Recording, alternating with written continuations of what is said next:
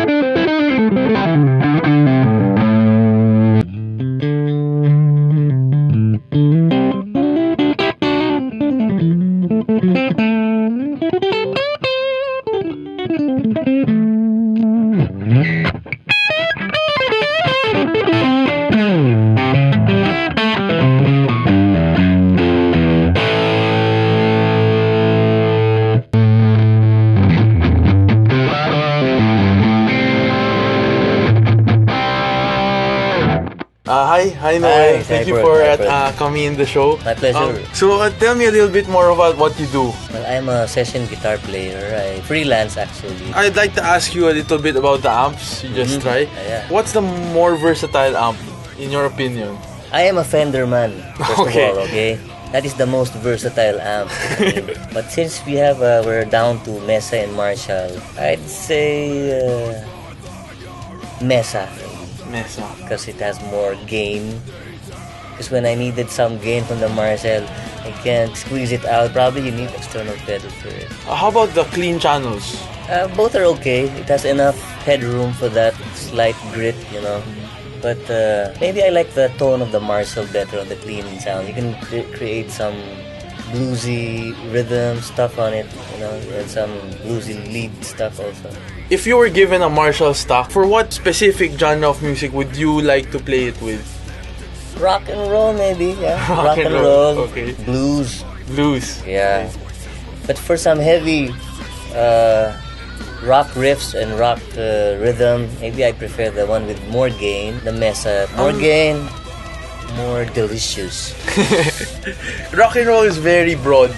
So, what kind of Yeah. rock and roll, like classic rock and roll? Maybe, right? Exactly. For the Marshall. For the Marshalls, And then for the Mesa Boogie, the modern rock sound. more sustain, more gain. You need not pick all the notes because you can just do your pull-ups and hammer-ons and they just sustain forever. Okay. This one gets me perspiring trying to squeeze the sustain out of it, and did I get any? Not so Not much. really.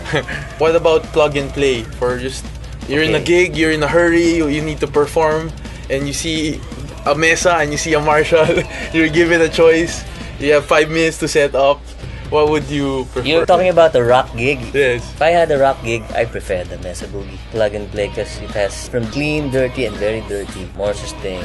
How about the Marshall Blues, yeah. for a blues gig? Yeah, blues gig. The Mesa Boogie has the Mesa Boogie sound. The Marshall has the Marshall sound. Yeah.